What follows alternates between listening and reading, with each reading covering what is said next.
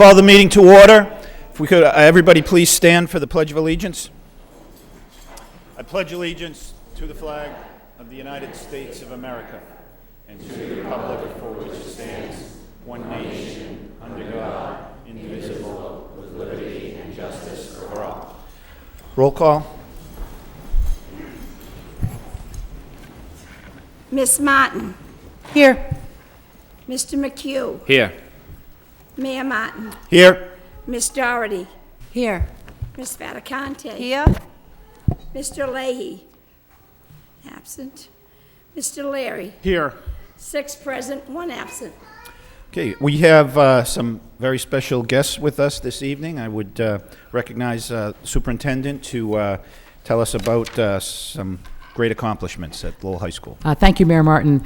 We have 3 separate spotlights on excellence, a sampling of excellence in the Lowell Public Schools. And the first one, I'd like to introduce Jennifer Campbell-Bauer, who is the head coach for our Lowell High School crew team, and they have several successes that we'd like to spotlight tonight. Jen?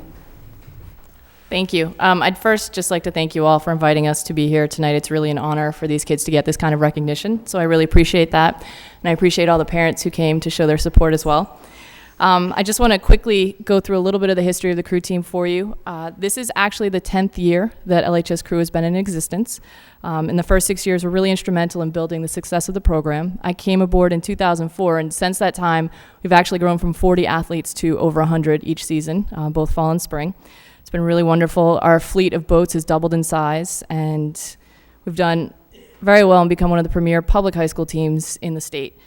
In fact, for the last 2 years, we've qualified boats for U.S. Rowing Nationals in Cincinnati, Ohio, and we've gone and raced there for 2 years in a row, which is really excellent. Academically, of the 53 seniors who've graduated in the last 3 years of Lowell High Crew, 51 have actually gone on to college, and 2 have joined the military. And together, these students have amassed over $2 million in academic and athletic scholarships. Currently, 14 of our LHS Crew alum are rowing at the collegiate level, 4 of whom are on NCAA Division I programs. So we're pretty proud of them and everything they've done. We actually began this season rather untraditionally with a 6-mile hike out in the Berkshires, and the reason why is we were raising money for multiple sclerosis. One of our rowers, Ian Finn, back here somewhere, Ian was diagnosed with MS last spring, and we rallied behind him and ended up raising $3,500 as a team for the National Multiple Sclerosis Society. So we're pretty proud of that too.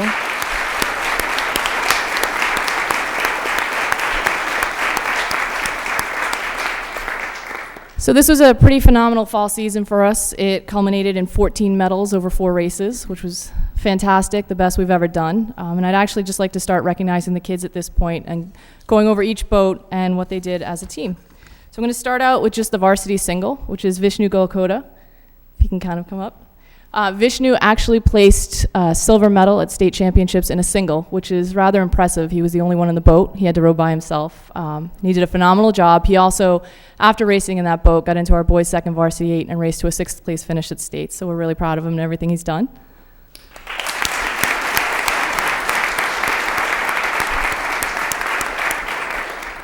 Next, I'd like to recognize our girls' first varsity 8. They had a hard season going into it. They graduated 6 out of the 8 girls last spring, so we were a little bit concerned about how they do, and they ended up pulling a bronze medal off at state, so we're really happy. And those girls are Natalie Soto, Brittany Reardon, LJ Howard, Katie Nawaziat, Chandra Shattuck, Kate Burgess, Caitlin McKenzie, Lauren Dubois, and Jessica Burke.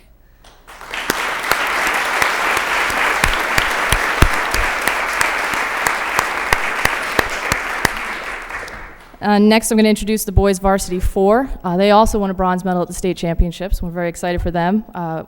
We have Cameron Crockett, Nathan Montinme, Joe LaRock, Ian Finn, and Dave Ducharme.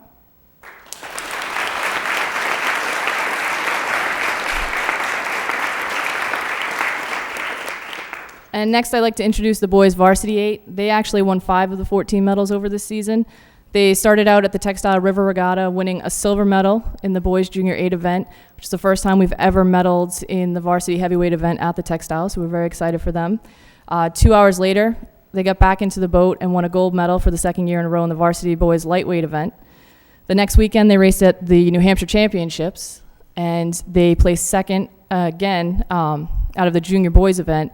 2 hours later, I had them get back in the boat, and I made them race against the collegiate and open event, and they placed third behind MIT and UMass Amherst. So we're really happy with how they did there. And at the state championships, they came in second behind Wayland Weston, which is wonderful. We're really happy for them. So these guys...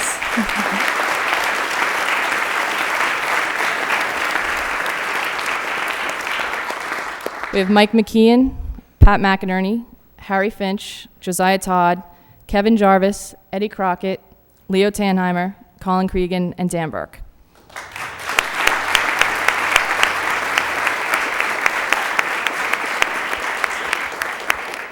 And finally, I'd like to recognize the girls Novice 8. They placed silver medal at the Textile Regatta, they placed silver medal at New Hampshire Championships, and then they topped their season off with a state championship title at States. Winning the gold, we have Jayshree Atri, Jillian McDermott, Miranda Lutz, Erin McLaughlin, Ariana Rogers, Ashley Price Diamond, Liz LaRock, Allie Hall, and Diana Nguyen.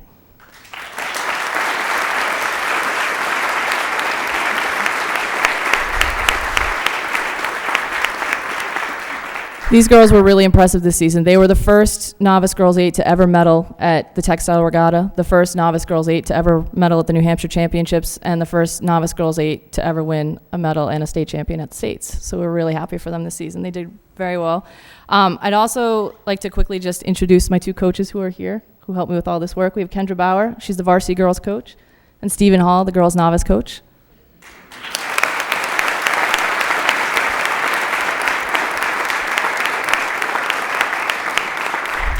So I'd just like to end, again, it was a fantastic season. Lowell High crew won 14 medals in 4 races. In addition, juniors Josiah Todd and Harry Finch broke school records in the 2,000 meter and 6,000 meter erg, which I know means nothing to you guys, but essentially think of it as them breaking the school record for the mile in track.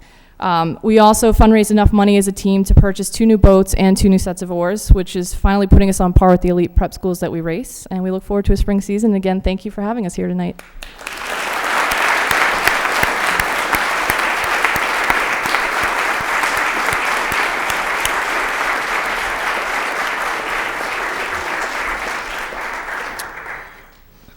Thanks, Jen, and congratulations to all of you. I think I should mention that on Friday afternoon, Senator Pangiatakis and State Representative Tom Golden announced a $1 million grant for renovations at the boathouse. The boathouse is going to be transferred to University of Massachusetts Lowell, and there's going to be significant upgrades and improvements. I know all of you have been very patiently awaiting renovation of the boathouse, but it's on the way.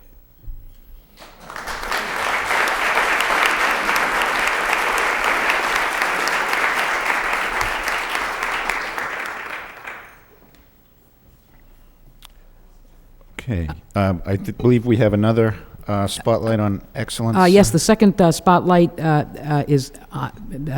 spotlights academic excellence, and I'd like to introduce Jill McNamara from Lowell High School, who will do the honors. I'm pleased to represent Headmaster Samaras, Kerry Lynch of Student Support Services, and the counselors of the College and Career Center. Each October, Lowell High School administers the preliminary SAT National Merit Scholarship Qualifying Test to all sophomores and juniors. The sophomores have an opportunity to take the test for practice purposes. It also gives them an account with the College Board's My College Quick Start, a website designed to help teens reach post-secondary options. Juniors through this test are automatically entered into the National Merit Scholarship Competition, a nationwide competition for recognition and awards conducted by National Merit Scholarship Corporation. Funding for this program is provided to LHS in part by the Lowell High School UMass Lowell Partnership for College Success through the Nellie Mae Foundation. Each year, the top performers across the country are recognized through a variety of programs. I'd like to first introduce Senior Wesley Field. Wesley has been recognized as an outstanding participant in the 2008 National Achievement Scholarship Program. He is the son of Sherry Lou Stubbs and Michael Stubbs.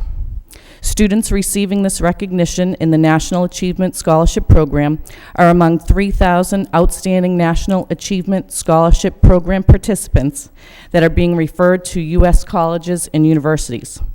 These students scored in the top 5% of more than 140,000 Black Americans who requested consideration in the 2008 National Achievement Program when they took the 2006 preliminary SAT National Merit Scholarship Qualifying Test. Wesley Fields.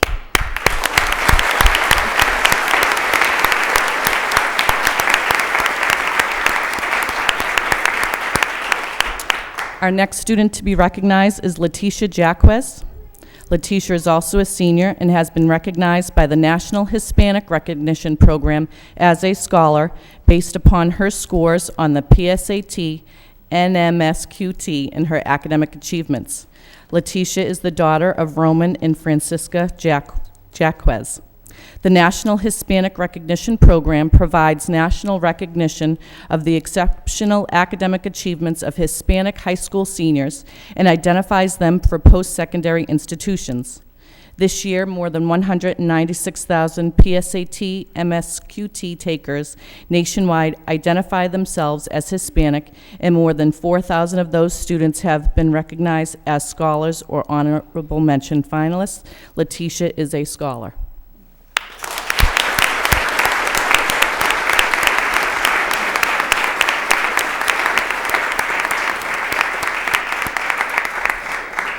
Our final recognition is for 5 students who are named Commended Scholars in the National Merit Scholarship Program. Those students are Emma Brooks. Emma is the daughter of William and the late Kelly Brooks. Chad Case, who is currently at Worcester Polytech. Andrew Howe, who's with us this evening, son of Richard and Roxanne Howe. Nicholas Lutz, son of Joanne and Mark Lutz. And Nicholas Schermerhorn, son of Anne-Marie and Glenn Schermerhorn. These students are amongst approximately 34,000 commended students across the nation that are being recognized for their exceptional academic promise.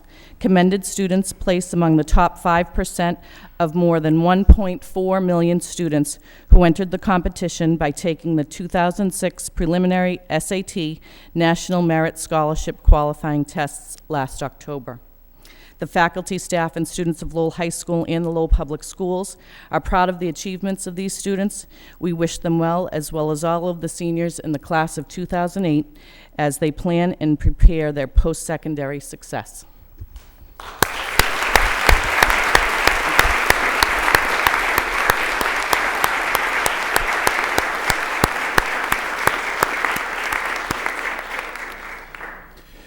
Thank you, Jill, and thanks, Headmaster Samaras, and a special thank you to all the parents and coaches who've helped these young people. We're very proud of your achievements, but we're also cognizant of the fact that nothing happens alone, and students need help and support, guidance, and we're happy that they're getting it from the parents that are here and the parents that aren't here, and the leaders at Lowell High School. So thank you all for being with us this evening. Congratulations.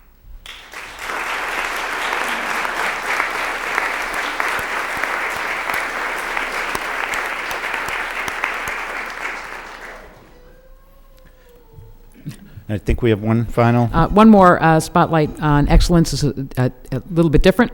We're spotlighting the Lowell Adult Education Resource Directory, which is a really wonderful product of the work of the students and staff in our adult education program. And I'd like Assistant Superintendent Murphy to just give a little bit of background before turning it over to Director Fred Abbasi. Thank you. This resource directory is a compilation of local agency information whose services support the Department of Education goals students at the Lowell Adult Education Center wish to achieve. The resource directory is used by teachers and support staff to refer students to appropriate community agencies who can assist students in attaining a specific goal. I'm very, very happy to report that the Lowell Adult Education Center is very willing and eager to share this directory with our Parent Information Center as we look to expand the resources and services there in the development of a Family Resource Center. One of our goals will be to link this directory from the Lowell Adult Education Center website directly to the Lowell Public Schools website through the Parent Family Resource Center. I congratulate the staff of the Lowell Adult Education Center for their dedication in helping all students reach their goals. And at this time, I'd like to introduce the director of the Lowell Adult Education Center, Mr. Fred Abbasi. Thank you very much.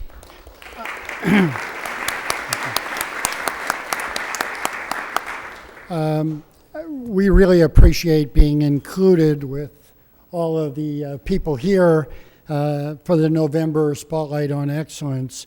Our plan is to just, I'm going to say a few things, and Betsy Chisholm, who's our counselor, will say a few things, and also Elaine Nugent, who's our teacher and community planner, will mention a couple of things. And also with us today is Adriana Gerardo, who's our student facilitator in the program. This actually is the resource directory that we've been working on. The staff has been working on it for the last year and a half. Basically what it does is our program, as all of you are well aware, is a very large program with over 2,000 students in our total program at 10 different sites. But we don't have a lot of counselors involved in our program. We have 60 mostly part-time teachers. And so what we wanted to do was develop some resource so that when students in the classes have needs, want to know more about where they can find services, programs, that all of the teachers would spend some of their time actually counseling students and being able to provide accurate information to the students. That's why this directory itself is always going to be work in progress. We're always going to be updating it. We already have it on our web. We have passed out an outline form, and the outline form also has our website. We have a really good website if anyone ever gets a time to go to it, loweladulteducation.com. And students will go right to the website, find information themselves in here, and utilize that service. So that was also one of the intents of developing this. We develop, or in the resource directory itself, we put all of the, they're divided into 6 major categories: employment goals, education goals, housing and finance goals, civic participation, parenting, and self-improvement. Those are the goals. I'm very proud of it for one major reason. I had very little to do with it. I supported it, but it was really done by the teachers and the counselors and the student facilitator. And like I said, they've been working on it for about a year and a half. So it's always nice when something's not top down and it's really coming from what the need is in the adult ed program. And they've done a marvelous job. And Betsy's going to talk very briefly about the actual putting it together. And Elaine will mention, as a teacher, community planner, how she uses it in her classroom. Good evening. Fred just gave me a very good segue because the way that the directory began was that 2 teachers said, we want to think about how we can get together and support our students meeting their goals. So a group of teachers, Matt, reorganized the Department of Education goal sheet into these 6 categories Fred just mentioned so that it would be user-friendly for staff and teachers and students. And then the revised goal sheet became the organizing force for the directory. That's what drove the organization of the directory. Then varying groups of teachers and staff helped review the content, the direction, the ease that people would have in using the directory as it was being built. And they continued to give ongoing input, as they still do, and it is a work in progress, so we always appreciate anyone's input about the content as we put it out there. 3 community agencies then reviewed a draft. We are grateful to the Cambodian Mutual Assistance Association, the Lowell Community Health Center, and Community Teamworks, Inc. Then the directory began to be placed on our website. It's currently about 60% on the website if you really wanted to look at the full sections. It's a live document on the web, which means that it will have links directly to the agencies and their services. It enables the information to be current as services change very quickly, and it empowers students and the public, since it's a public access site, to self-refer. So one other thing to mention is that there's an other community section in the back of the directory after these 6 Department of Education areas about goals that our students need to meet, and that reflects services that are not directly related to the Department of Education goals, but nonetheless are important community services that our adult learners use. And thank you very much. And now I'd like to turn it over to Elaine Nugent.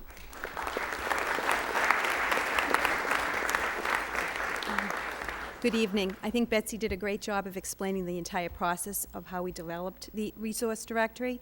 As you can see, it was a product of collaborative efforts among our staff and also with many community agencies that we work with. We truly connect our students with many of the services within the city of Lowell.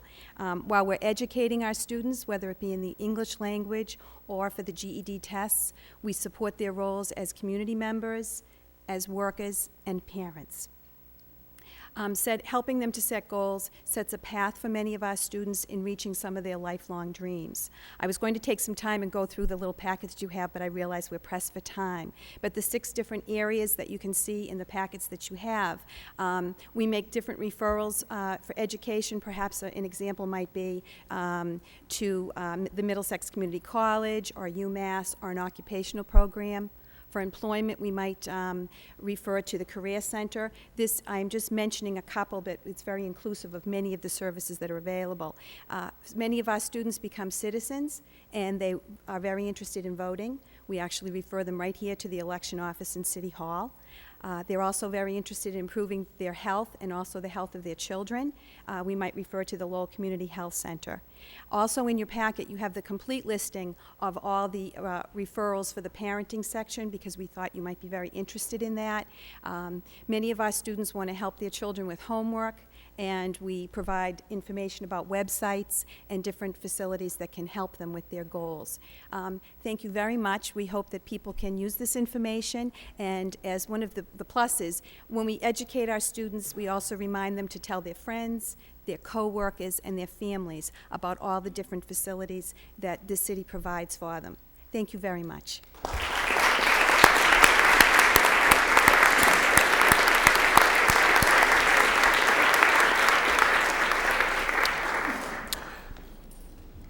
Thank you. It's a very thoughtful document. We can tell a lot of work and effort went in, and it's pretty creative, and it looks to be, it will be a great resource for the students in your program. So thanks to all of you. I believe that concludes the Spotlights on Excellence.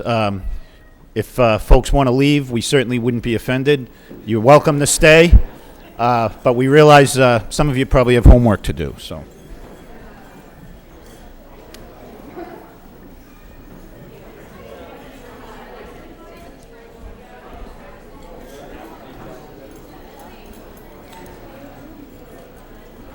Okay, we have the minutes from the prior meeting to approve. Is there a motion to approve by Ms. Doherty, second by Mr. Leary? All those in favor say aye. Any opposed? The minutes are approved. Under permission to enter, Madam Superintendent? Yes, several contracts, Mayor Martin. The first to Jean Parator, $6,000 to amend an existing contract to include services at the Morey Elementary School for professional development in reading English language arts, funded by the Silber Grant. The Vermont Center for the Deaf and Hard of Hearing incorporated $17,692 to amend an existing contract to provide services for out-of-district placements for an additional student who was enrolled. Funding provided by the Special Education Department budget, the Special Education Tuition account.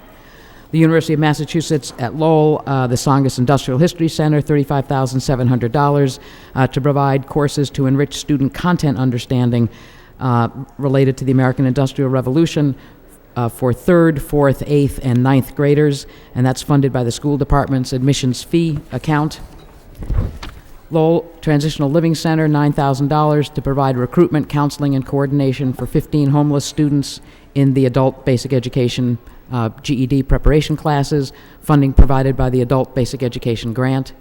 The Cambodian Mutual Assistance Association, $14,500, provides the center with an on-site program for 40 foreign-speaking students, also paid for by the same Adult Basic Education Grant. To Donald Sullivan and Bruce Sullivan, $15,000 to provide repair and maintenance to various audio and video equipment for the Lowell School Department, funding provided by the local budget.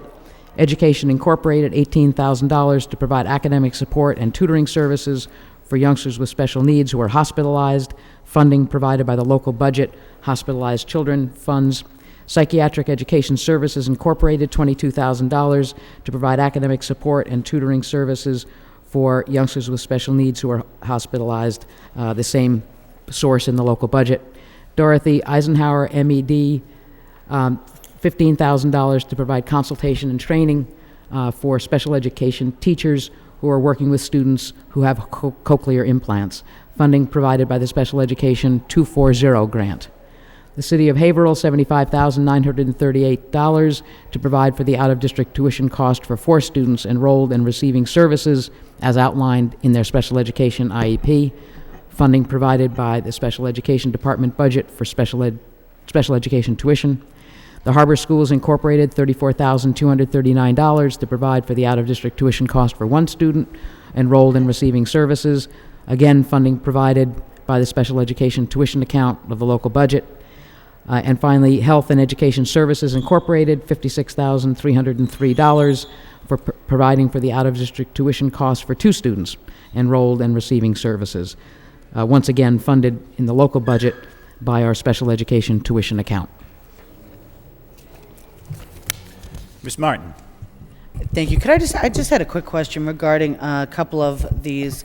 The Lowell Transitional Living Center and then the Cambodian Mutual Assistance Association. I just want to be clear. So basically this is an invoice that we're opening up that we're going to be paying to them to provide these services to their clients?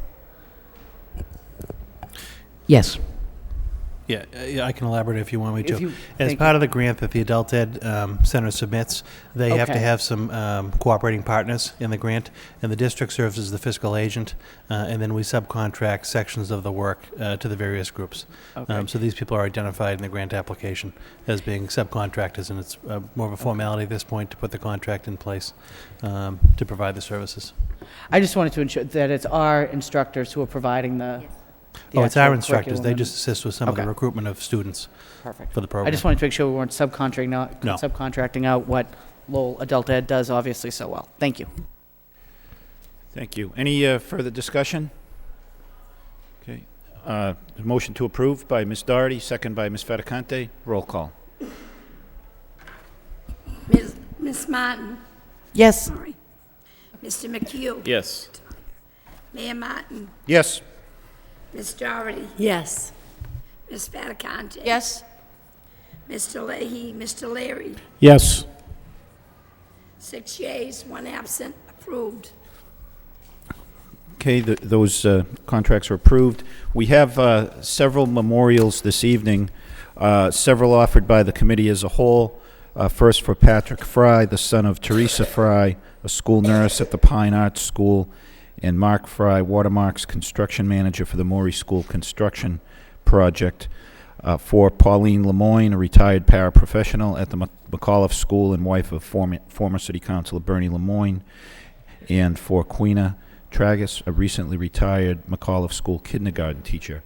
And in addition to those, the following are also offered by Ms. Faticante: for Guy Messier, the father of Leslie Oxton, library aide at the Pawtucket Memorial; For Gerald Prescott, the cousin of Deborah Cody, paraprofessional at the Lincoln School.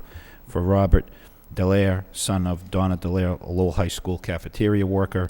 For Adam DeJesus, husband of Laura DeJesus, retired Portuguese paraprofessional, and also the LAU tester at the Parent Information Center, stepfather of Joseph Camara, teacher at the Pawtucket Memorial School, and Lauren Lannon, paraprofessional at the Morey. For John Fasanello, the father of Joan Broderick, special education teacher at the Lincoln School. For Pearl Sullivan, the mother-in-law of Kathleen Sullivan, a retired Bailey School art teacher, and Kerry Flynn, the granddaughter of Mary Flynn, a paraprofessional at the McAvenue School and niece of Joyce Burgess, the Merkland School clerk. If we could please rise in a moment of silence and darken chambers in their memory.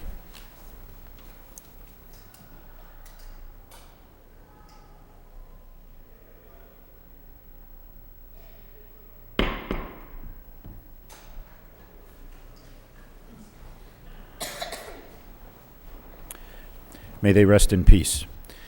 There are several items under unfinished business. The first is the appointment of two school committee representatives for the panel on November 14th, 2007, Lowell Public School, Middlesex Community College, and UMass Lowell Summit. Madam Superintendent? Yes, this is follow-up to an item on our last meeting's agenda. This is a summit meeting developed at the request of the school committee for an opportunity for Lowell Public Schools people, Middlesex Community College and UMass Lowell, to take a close look at some of our most enduring and strong partnership activities, and to identify ways that we can strengthen and sharpen those, with a particular focus on ensuring that youngsters are college ready and college bound. Tonight calls for the committee identifying the two members of the committee who will participate in about the hour-long panel that will be in the morning of the November 18th. So I'd welcome direction from the committee on that. Ms. Martin? If I could, I would nominate my colleague, Mr. Leary, as the maker of this motion, to be one of the representatives of the committee at the panel discussion. Okay. Do we have another volunteer? Or should we... Okay, why don't we vote on Mr. Leary first? All those in favor say aye. Aye. Any opposed? Mr. Leary is appointed. Anybody?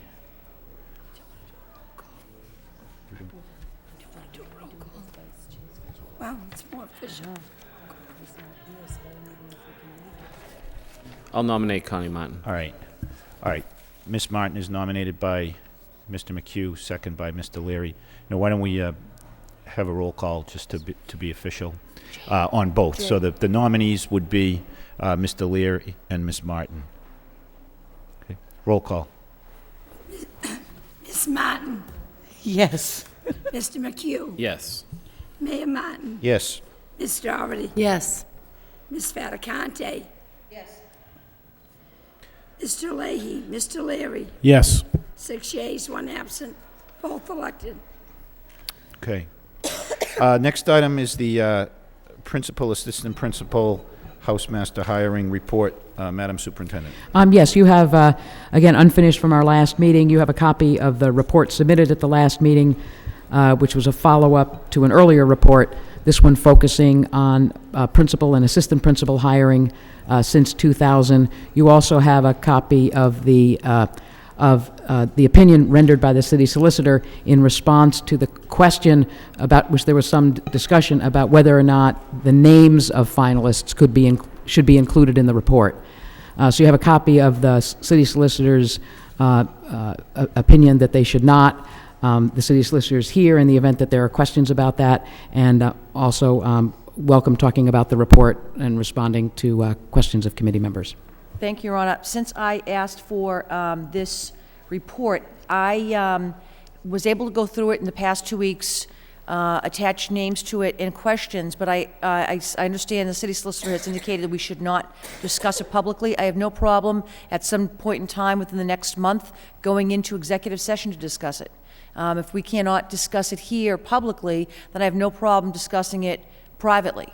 The bottom line is I want some answers. And I don't even need to, and now that I know what the names are, I can call people 1, 2, and 3. It doesn't even, I mean, the names aren't so specific as the actions that got them to that place. So, so I don't even need to, so that, I can call people Bob Smith. I don't care who they are. I think that what was important to me was knowing how we got to certain hiring decisions.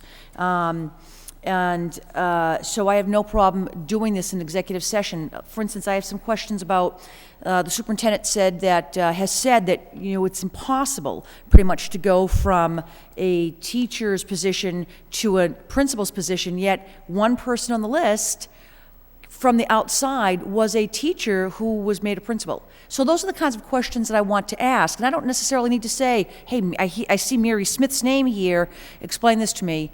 The question is, I see this occurred here, explain to me how it happened. So I have no problem doing this in an executive session to ask the superintendent the questions that I need to get the answers for. Ms. Doherty? Yes, thank you, Your Honor. I'd just like to comment. I think that it would be a good exercise to do in an open meeting if that's possible. And where my colleague has indicated it's not specific names that are of concern, I would ask through you, Your Honor, to our city solicitor, if we could have a discussion, if we used either alias names or numbers or some other way to talk about, what were the qualifications, why was this person hired over somebody else. If that was something that you could see doable, I would prefer to have it in an open meeting rather than executive session. Thank you. That's a question. Sure. Well, in answer to the question, other communities have, as they've been going through a hiring process, they have used a number system when they are going through a number of different candidates. This obviously is somewhat different because the hiring process has already taken place. I think in terms of the scope of the authority of the committee, it's appropriate to want to understand the hiring process as part of, say, an evaluation of the superintendent and how decisions are made.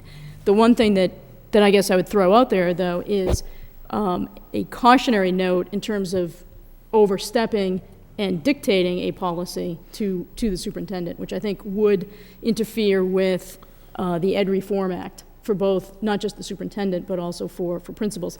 That may not be what you're intending to do. I'm just sort of getting into this and listening to it for the first time. But I throw that out as well just to be cognizant of it. I think the names, if you have the same information, then I think that's a perfectly acceptable way of doing it in the process of reviewing the types of hiring policies that have been utilized, if that answers your question. Ms. Martin? Thank you.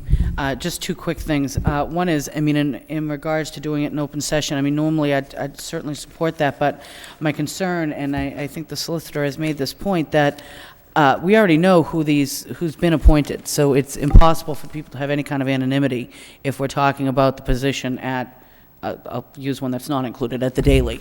That principal, maybe he has, but I don't know. See, I'm in trouble already, and I just got started. But so it's impossible for us to be able to protect the names of people who are clearly in these positions. So I do think executive session, I would support that as the place to have the conversation. My second question is, and I just want to be clear that we're all looking at the same information. So the names that my colleague was referring to, that's this report that has the hires. You don't have another list of the applicants. No, so we're all looking at the same stuff. What I did was I cross-referenced the two lists that are here and painstakingly went through them and put the names in, which took me forever, but it got done. Sounds like my experience at the high school subcommittee.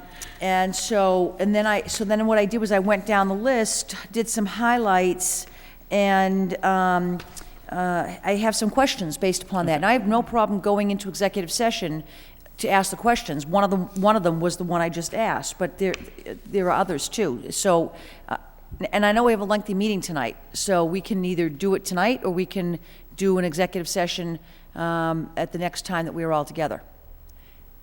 I'd certainly support that as well. Which would that be, executive session or tonight? I'm sorry, I thought we were discussing whether we were Executive having session? it Okay. in open session or executive session. Those being the two options, Right. I'm saying I would agree to do it in executive Okay. session. Okay. Anyone else? So is there a So, Your Honor, motion I'd make here? a motion that we take this to an executive session.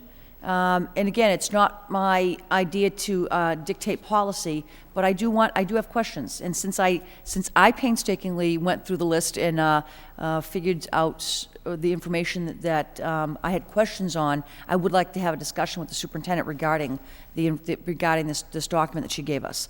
So I would ask that we do have the superintendent pull the committee to have an executive session either prior to the next meeting or post the next meeting. So, all right, so a motion to refer this report to a meeting of the committee as a whole in executive session at a date to be determined at convenience of the members. Thank you, Your Honor. Right. Roll call. Mr. Leary. Miss Martin, Yes. Mr. McHugh, Yes. Mayor Martin, No. Miss Doherty, Yes. Miss Fattacante, Yes. Mr. Leahy, Mr. Leary, Yes. 5 yeas, 1 nay, 1 absent. Approved. Thank you, Your Honor. Excuse me just one sec. Sure.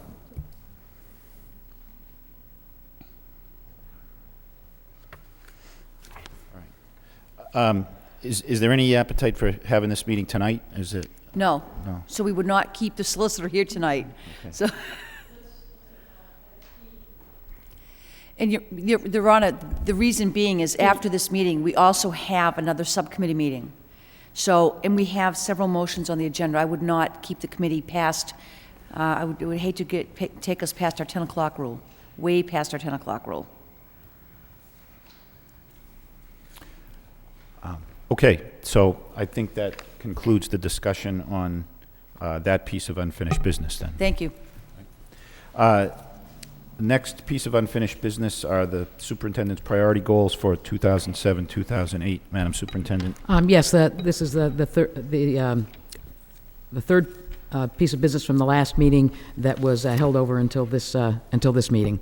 I believe the committee asked for a little bit more clarity around Goal 1, the percentages, and so I believe I've provided that and clarified the goal related to reading, and I believe the fifth goal appeared also appeared a similar one on a prior priority goal. So I would ask the committee to adopt these as the priority goals for this school year. Mr. Leary. Just a quick question regarding the MCAP score. Where are we right now? I mean, 5% increase of what, I guess, is my question. Do you know that off the top of your head? I don't. The CPI. I'm sorry, I don't have that right at this moment. All right, thank you. Okay, any further discussion? Your Honor? Madam May Ms. I? Fattacante? Thank you, Your Honor. Just so that we're clear, that this committee does have the due distinction that it deserves, the Freshman Academy, Your Honor, is housed in the McDonough building. When we leave off names, we sometimes forget to the distinction that the places have been given. And I know that it was absolutely not your desire to leave off the distinction. And you know, shame on me too, because I let it go also. And I shouldn't, because other buildings, I mean, the Butler School has been here since the Civil War, and it still says the Butler School. So maybe if we could, when you refer this to us again, Your Honor, to the superintendent, could that in fact reflect? Thank you very much. Okay, any further discussion? So is there a motion to adopt these as the priority goals for the superintendent? Motion to approve by Ms. Martin, second by Mr. McHugh. Roll call. Miss Martin, Yes. Mr. McHugh, Yes. Mayor Martin, Yes. Ms. Doherty? Yes. Ms. Fattacante? Yes, I know we're coughing in sympathy over here. Mr. Leahy? Mr. Larry? Yes. 6 yeas, 1 absent. Approved. Okay, next, I believe, are the motions. The first is by Mr. McHugh to request the superintendent provide a report on the plan that has been put in place to help prevent staph infection known as MRSA. Second by Second. Ms. Fattacante, Mr. Thank McHugh. you. Yes, just briefly, as we know, this has been an issue lately in the news, and I just want to ensure that we're taking the necessary steps to be proactive and prevent any outbreaks in our school system, and that all the staff are aware of, what they should be doing to, not contract this or spread it, as well as that the custodial staff have the proper tools and cleaning techniques to ensure that everything's been cleaned properly each day, so that we can hopefully not see any outbreaks of this or any other type of upcoming infections that are going through the school systems. Thank you. Thank you. Ms. Fattacante? And on top of that, also, Your Honor, it would also be for educating our custodial staff on the protections they need to take to ensure that they do not contract anything that they might come in contact with. The wearing of gloves, the using of alcohol. I don't know what it will take, but I think that we need to ensure that our staff who are cleaning up in the gym and whatnot after games and use of facilities, that they too are cognizant of the steps they need to take to protect themselves, so they can, not come in contact with this what has become a epidemic. Thank you. Okay, any further discussion? All those in favor of the motion say aye. Aye. Any opposed? The motion is approved. Next motion by Ms. Fattacante. The superintendent apprised the school committee of what procedures she has established to ensure a smooth period of construction for the new Morey School. Second by Mr. McHugh. Ms. Fattacante. Thank you, Your Honor. I know that the superintendent cannot be there in a hard hat every day, and neither can Assistant Superintendent Lang, although I know that he loves that, and he's going to take those commemorative shovels and use them up there all the time. But I think that we need to, we clearly learned some lessons from the Stocklosa that were incredibly painful. Madam Superintendent,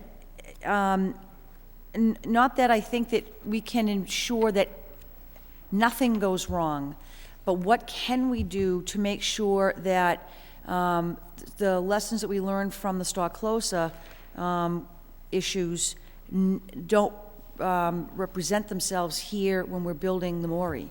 I don't know if it's I don't know what it is. I don't know if it's more checking, more confirmation. I think that we need to do something to make sure that we ensure ourselves, but also the City Council, that we are keeping track of what happens there. Thank you.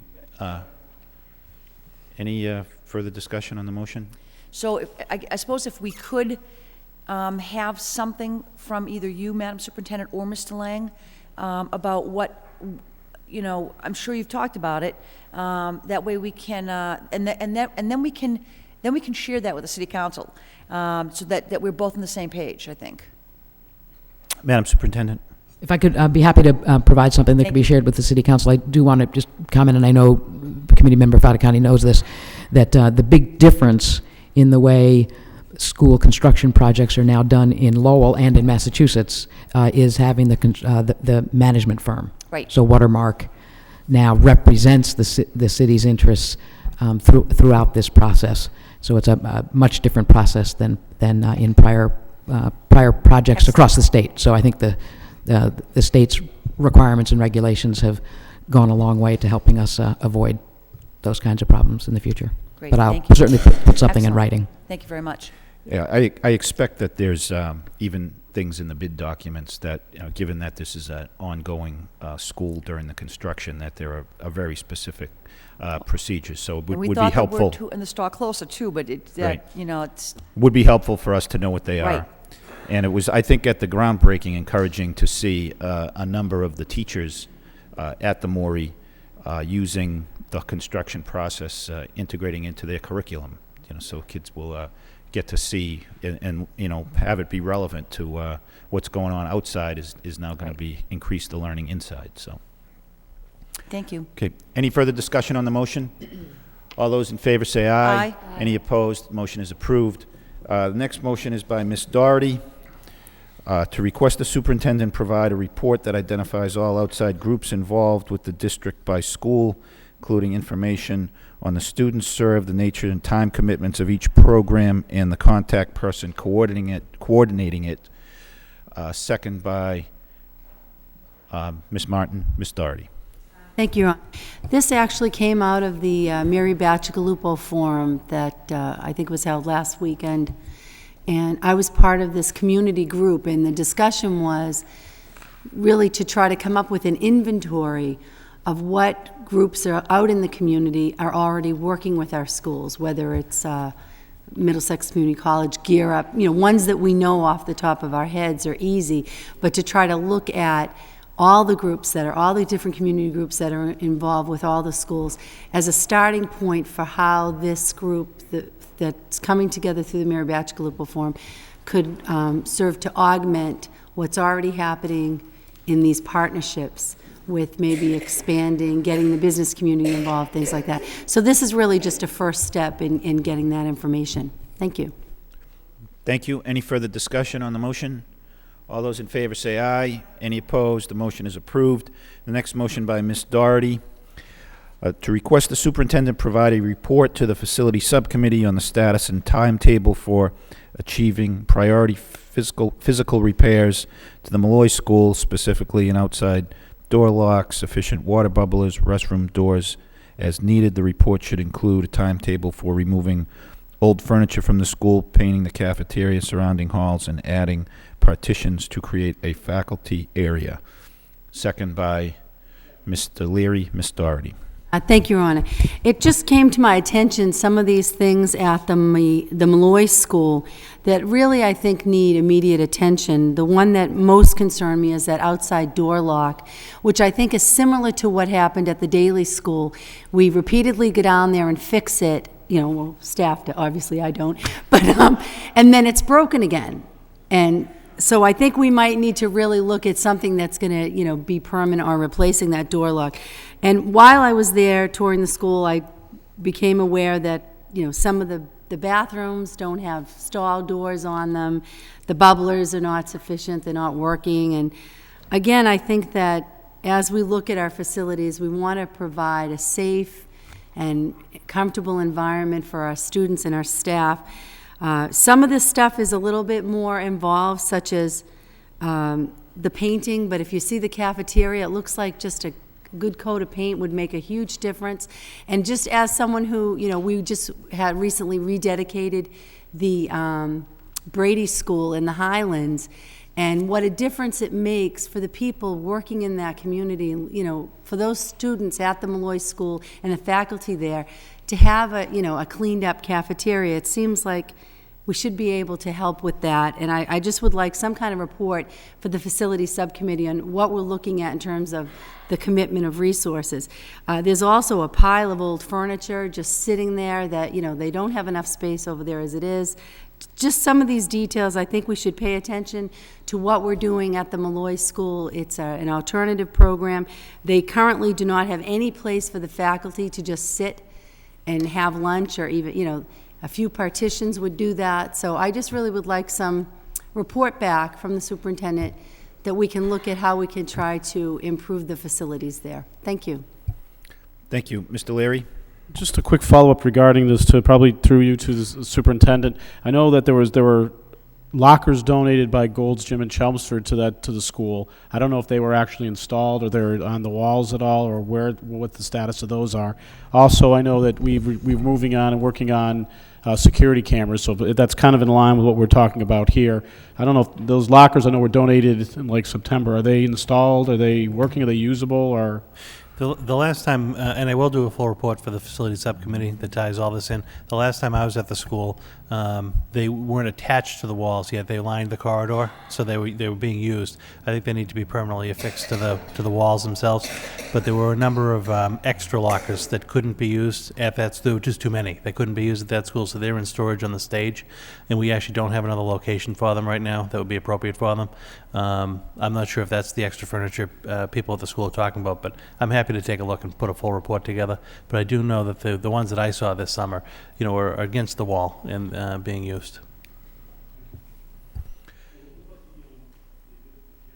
I'm sorry. What about the video cameras? Where are we along getting those?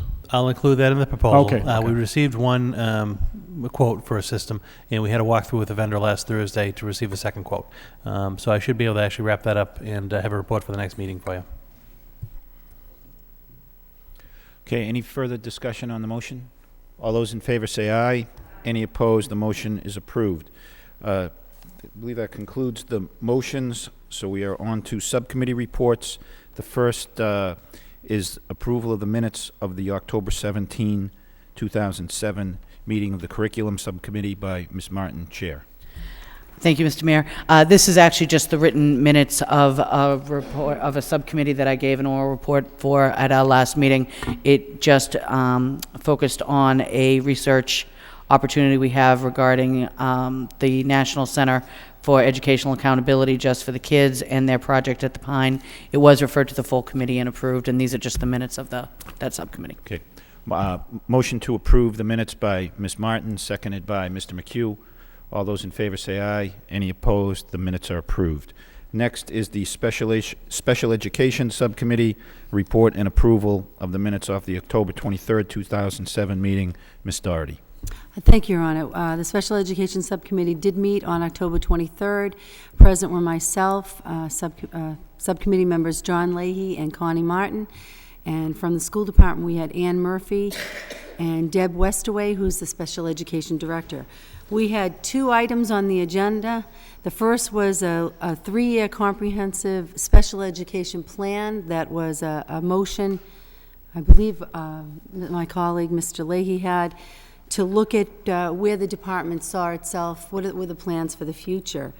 Some of the stuff that we discussed included maintaining the capacity of the department to meet the needs of students with disabilities. It was brought to the committee's attention that some positions, especially speech-language therapy positions, have been difficult to find staff with those positions. We've also got problems with grant funding in the future. It might not be sufficient to maintain the level of staffing required to meet the needs of students. So we need to plan for that and future budgets. There's also been an increase in the out-of-district budget that's been impacted by numbers of students being placed in group homes and residential homes by DSS, an increase in tuition costs, which we don't have control over that. The costs go up. DSS wants to place these students. There are students, so we're responsible for paying for that. As we look forward to the evaluation of our special education program, we are required by the Department of Education to have yearly evaluations on specific areas. So year 1, we'll be looking at the speech-language services. Year 2 will be occupational therapy and physical therapy services. And year 3 will be vocational skills for life skills students over the age of 18 at Lowell High School. We're also looking at the response to intervention. There's now a new method of identifying students with learning disabilities. So we'll be focusing on providing intensive reading intervention programs to elementary students and training special education teachers in the Wilson reading method, other programs like that. In addition, we're looking to enhance our programs to support students with emotional disabilities. By providing more support to special education teachers and paraprofessionals through monthly trainings and consultation, explore the possibility of restructuring the elementary program that would mirror the looping model that we use at the middle schools. So we're going to look at doing that. Would require 2 additional classes. Again, that would be would affect the budget going forward. Explore the possibility of dividing the Laura Lee program into a separate elementary and middle school Should we have building space available to do that, to expand that program? We also talked about the programs for students with autism. As I think many of you know, the number of students identified with autism continues to rise, and as we deal with meeting the needs of those students, we're looking at a special education teacher at the daily schools have been specifically identified to work with students on the autism spectrum who do not require the intensive support of a separate program, but may need some sort of support in addition to the regular classroom work. We're also going to be using Melmark, a multi-service provider specializing in autism, to provide specific training to special education teachers and paraprofessionals at no cost to the system. This is grant funded through Melmark. And then year 2, we anticipate we'll need 2 additional classes at the middle school level for autism students that we have currently that will be moving up the system. In year 3, we anticipate a need of an additional class at the high school. Again, as we follow those students through the system, we need to have the supports in place for them. Also on the autism subject, we discussed a grant that came to the school department's attention. It's really, it's a statewide opportunity. There'll be picking, not raffling, but what do you call it? A lottery of eligible families to receive 3 years of assistance, $25,000 each year. And the role of the school department in Lowell has been to assist families in getting involved in this lottery, filling out the applications so they would be considered for the lottery. And currently we have 55 families who were provided assistance to be part of this really great opportunity that the state is offering to provide supports to families with autism children to get additional help for their families and the supports. That's all I have, unless anybody wanted to add anything else. Ms. Martin? If I could, just as a point, just for families who are watching, I know that there was a very limited window for application for this autism grant for individual families. Could you remind me what those, I don't see it in the report, what the dates are? I believe it's coming up. Or November 5th, or it was a 2-week window or something like that, as I recall. Yes, I believe the applications have to be in by mid-November, and our autism specialist for the district has contacted all of the families of the Lowell Public School children, and all of the applications have gone through. Okay, excellent. Thank you very much. Okay, any further discussion on the report?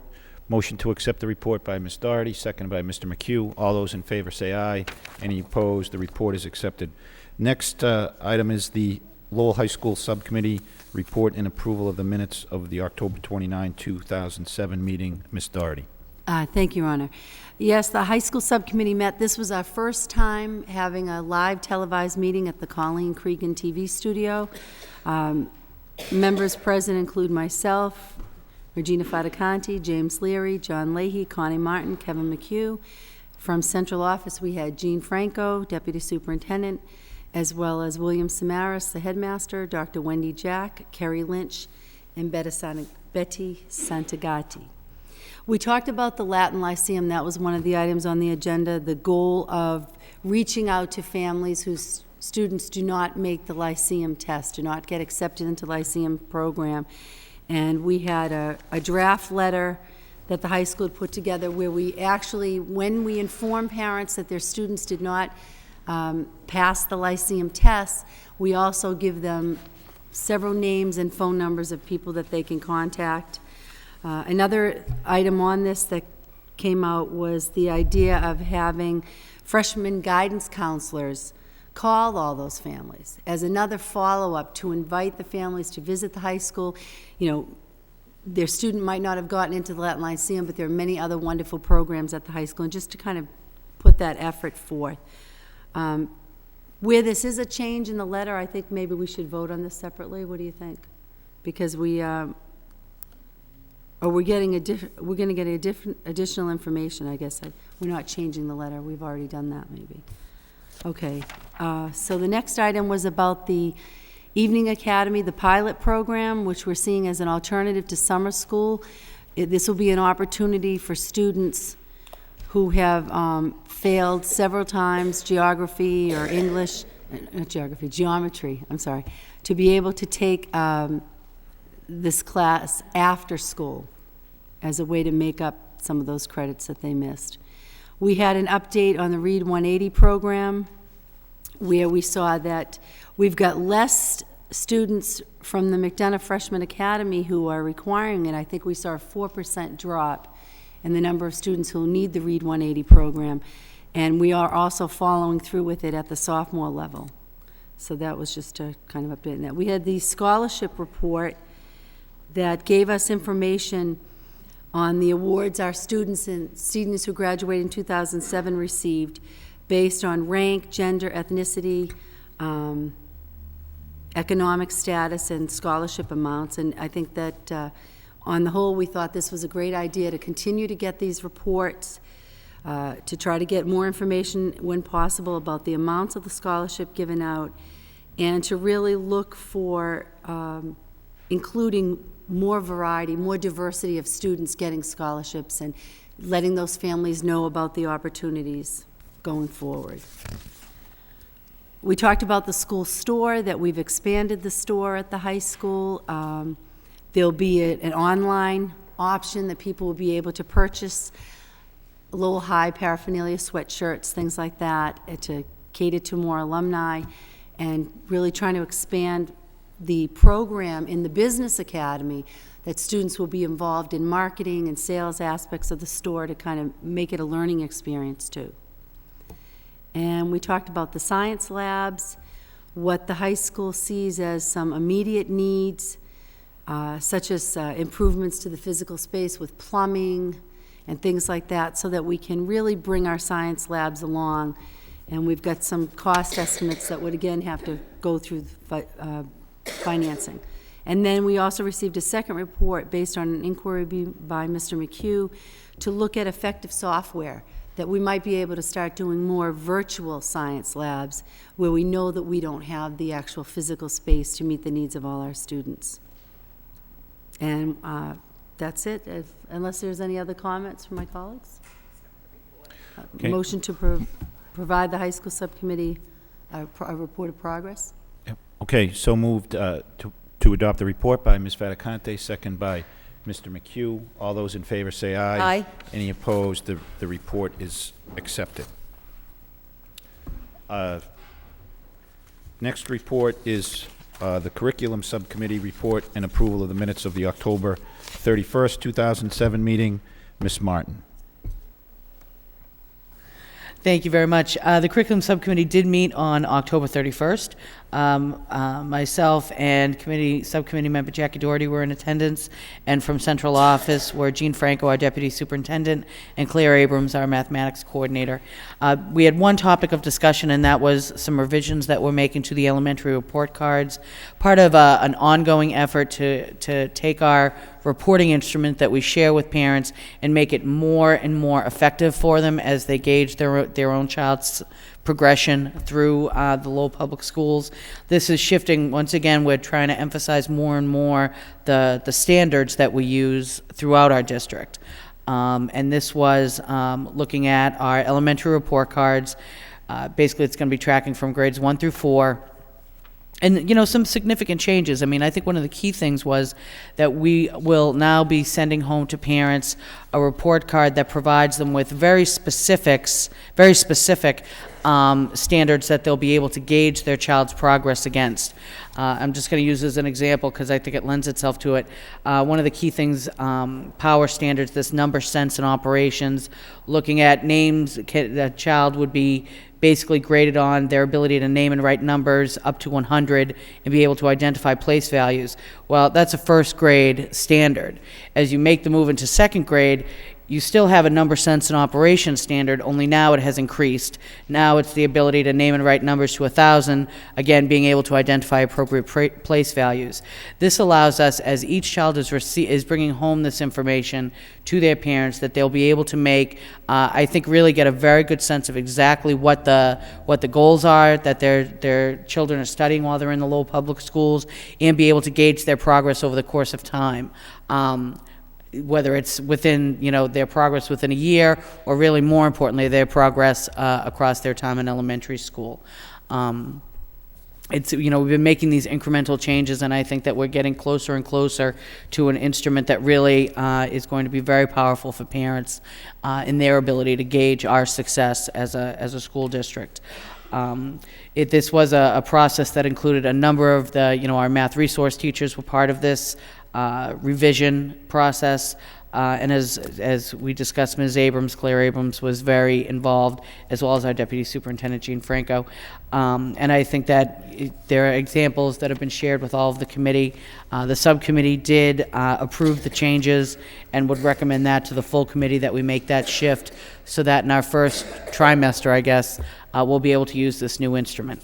And I'd put that in the form of a very long-winded motion. Okay. So moved by Ms. Martin, second by Ms. Doherty. Any discussion? It's just to adopt the report, or is that? I think you have to adopt the new instrument. Okay, so roll call, please. So no report card. Right. No report card. Yep. Motion to adopt the new report card. And is it for the elementary or for elementary school? Okay. Ms. Martin? Yes. Mr. McHugh? Yes. Mayor Martin? Yes. Ms. Doherty? Yes. Ms. Vaticante? Yes? Mr. Leahy? Mr. Leary? Yes. 6 yeas, 1 absent, approved. 6 yeas. That item is approved, and motion to adopt the balance of the report by Ms. Martin, second by Ms. Doherty. All those in favor say aye. Aye. Any opposed? The report is accepted. The next subcommittee report is mine. I was unable to make the meeting this evening, so I don't have much to report, although Ms. Che, I understand, fell and was injured, so we wish her well, and we are going to have to meet again to get her input on the matters pending before the desegregation task force. So I will report on this at a later date. Which brings us then to the reports of the superintendent. Madam Superintendent. Motion to delay, Your Honor. Okay, motion to delay action by Ms. Vaticante, second by Ms. Doherty.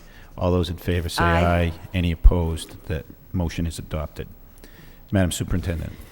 Yes, you have several reports. The first one is a follow-up to a request from the last meeting about whether the volunteers from Motorola who contributed the October 10th Global Day of Service in the Lowell Public Schools, whether they had undergone Corey checks, and you have a report outlining why, under our policy, they were not did not have to go through a Corey check because they were not expected to have direct or unmonitored contact with children. They were supervised at all times during their visit. Thank you, Your Honor. I did ask for this because it was my concern that since it was a rushed and hurried event, that we may not have followed our own policies. And I got this, and I understand that we followed the policy, and now I'm wondering if we need to continue to change the policy. I think that if we're having anybody in the school for any reason, we might want to think about having a Corey check. I don't know how I don't know how I feel about that. I recognize that none of these people were in any direct contact, but I don't know. I'm looking, Your Honor, to the input of the committee, how the committee feels about this. Ms. Martin. Thank you. And I recognize we all obviously share the same concerns, and I think we're among many districts and many other organizations that are, always revisiting this policy. My concerns, based on changing what we have in place right now, a couple quick things that we need to keep in mind. One is that the Corey policy as it stands is the industry standard. I don't say that like that should be the end of the conversation, but I will say that for any organizations working with children in any capacity, it is always the Corey checks are mandated on individuals who in any conceivable way would be alone with children. So that's kind of the standard at least across the state, which is all I'm familiar with. My second concern is that if we did institute something more broadly, in an instant, we disqualify parents from walking in the door. It means a parent can't come into the office unless they've been Cory checked. They can't go to their child's classroom if they haven't been Cory checked. And I think that's just the logistics of Cory checking every parent in a school is huge. And I would be loath to make the school visiting process more of a challenge for our parents when we fight so hard to get them in the door. So, I think I share the concern of wanting to make sure that we have the safest environment we can possibly create. But I think we do that by ensuring that there is never any time where a volunteer is alone in any way. In all honesty, it's really, more importantly, no staff person even should ever be alone. There should never be one person, in an after school or whatever, however that works out. But I don't want to see Cory checks become an impediment to community involvement and, most importantly, family involvement. Thank you. Ms. Fedicante? Thank you, Your Honor. See, that's my concern. I don't think we can ever say that will never happen, that a child will never be alone with an individual who we've invited into a school. I don't think that we can. My concern is that we can never always be sure. It was never my intent to say we need to Cory a parent who wants to come in and talk to the principal. That's not the issue. Mm-hmm. This was a big school event that we knew was going to take place, and I realized that people were out that people were out helping in the grounds, and the custodian was with them, and I appreciate Motorola doing this. This is an amazing thing that they did. The onus is on us as to what kind of a policy we want to establish. It's not and the issue is not a parent wants to come in, has an hour today to talk to the principal. That's not the issue. It's anybody who's coming in to do some kind of volunteer performance that occurred like this. Thank you. Mr. Leary? Maybe I'll just make a motion to refer this to the safety subcommittee to discuss it again. I think we should do this every year anyway, just review it, and I think that'd be the best way of handling the situation. Thank you. I'll second that. Okay. Motion to refer the report to the safety subcommittee by Mr. Leary for further discussion, second by Ms. Fedicante. All those in favor say aye. Aye. Any opposed? The report is referred to the safety subcommittee.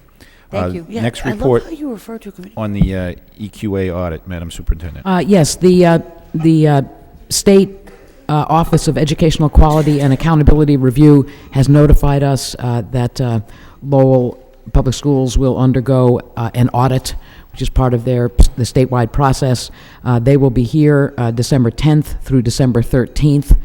During that time, they'll be seeking to interview school committee members, administrators, teachers, members of the Teachers Association, and other groups. They'll be visiting probably 10 of our schools that they'll let us know on the 10th which schools those are.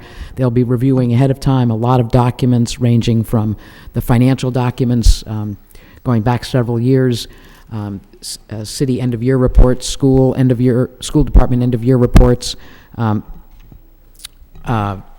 our contracts with our collective bargaining contracts, information about school schedules and student schedules, just a wide range of documents that we will be making available to them. We'll be sending them many of the documents by the middle of this month, that they'll be reviewing them ahead of time. Then they'll be reviewing documents on site. So combined with the visits, the interviews, and the documents, they will be examining 6 areas. It's a very comprehensive review. They'll look at leadership, curriculum and instruction, assessment and evaluation systems, student academic support systems, human resource management and professional development, and then the 6th one is the financial systems and efficient asset management. So it'll be a very comprehensive review. I wanted to give the committee an early alert because they'll want to interview committee members. As soon as we have more information from them about when that week they would want to do that, we'll let you know. But I wanted to alert you that there'll be a great deal of preparation that we need to do in anticipation of this visit, and then that will be a very intense visit for staff during that time, right before the holidays. Welcome any questions. Thank you. Any discussion on the report? Motion to accept by Ms. Martin, second by Mr. McHugh. All those in favor say aye. Aye. Any opposed? The report is accepted. Next item is the Governor's Education Readiness Council. Yes, The governor will be here in Lowell at the Stocklosa School on Broadway tomorrow evening, starting at 6:30 for one of his Readiness Project meetings. He has created the Readiness Project, which is a fairly large effort to develop a strategic plan for education, preschool through higher education for the Commonwealth for the next 5 to 10 years. Lowell is very well represented in that Readiness Project. There are a number of subcommittees. For example, President Carol Cowan from Middlesex Community College co-chairs one of the subcommittees. Karen Frederick, Executive Director of CTI, co-chairs another. I co-chair one of the subcommittees, the one on accountability and assistance. The governor has chosen to come to one of Lowell's schools to conduct one of his conversations about the future of education in the Commonwealth in order to gain public opinion about the directions that people see. This particular one, while it will cover all areas of pre-K through higher ed, they're particularly interested in issues of expanded time for teaching and learning. So there'll be an opportunity to hear the governor outline some of his vision, as well as offer comment and commentary. So the public is invited 6:30 tomorrow evening at the Stocklosa School, and obviously committee members are, of course, welcome. If there are any questions, I'd be happy to answer them. Just Ms. one Fataconte. question, Your Honor. There's a discrepancy in the time. On our FYI sheet, it says 6. And on the sheet that you've given us, it says 6:30? I believe the 6:30 is the updated time. Okay. I believe that Thank you. I gave you, I think in the FYI, the earliest information I'd gotten. Okay. Thank you very This much. has come in subsequently. Thank you. Okay, any further discussion? Motion to accept the report by Motion to accept, Your Ms. Honor. Fataconte, second by Ms. Doherty. All those in favor say aye. Aye. Any opposed? The report is accepted. Next, on the Lincoln School Breakfast Excellence Award. Yes, several of our schools, 8 of our elementary schools, are participating in the state's Universal Breakfast Program, through which all youngsters at the school become eligible for breakfast. A study 2 years ago of Boston elementary schools showed that actually higher MCAS scores are associated with participation in the Universal Breakfast Program. When a school achieves 80% participation, Project Bread awards the school a $1,000 award in recognition of that accomplishment. And the Lincoln School is this year's winner of that award. So far, 3 of our schools have earned that. The Washington School was our first school to earn that award, the Varnum School last year, and now the Lincoln School. And I've provided some additional information. We're sharing information between schools about how to push the participation level up as high as it can go, and we hope over time to expand to some of our other schools. But we think this is a way in which the public schools can extend their reach. We have youngsters in school, for really a very small percentage of their lives. I think it works out about 18% of their lives by the time they're 18 years of age has been spent in school.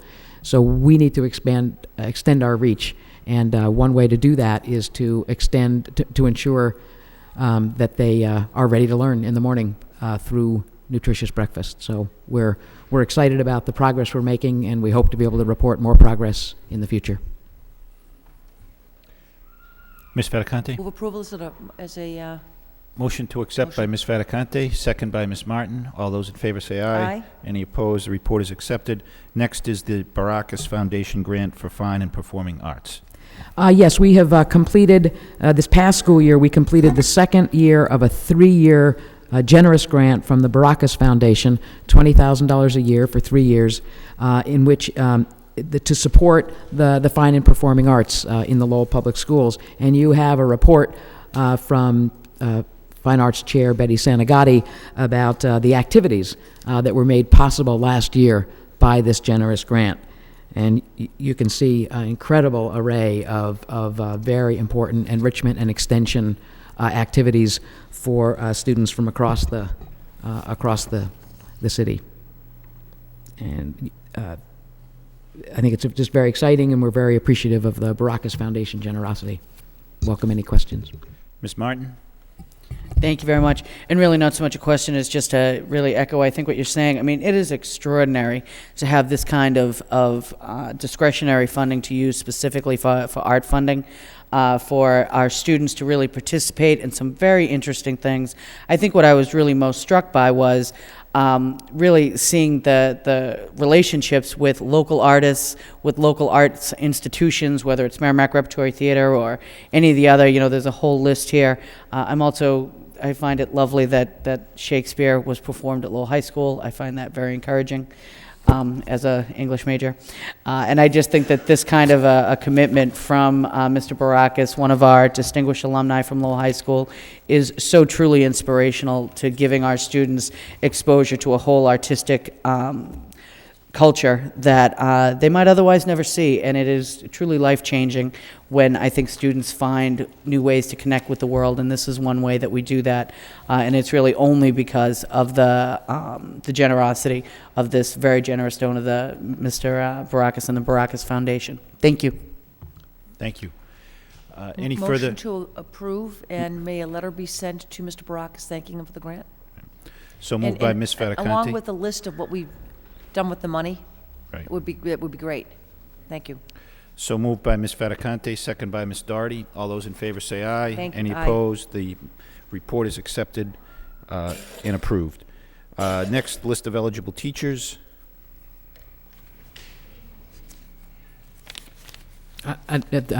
There's the report. If there are any questions. Approve, Your Honor. Motion approved by Ms. Fataconte, second by Ms. Martin. All those in favor say aye. Aye. Any opposed? The report is accepted. And personnel report.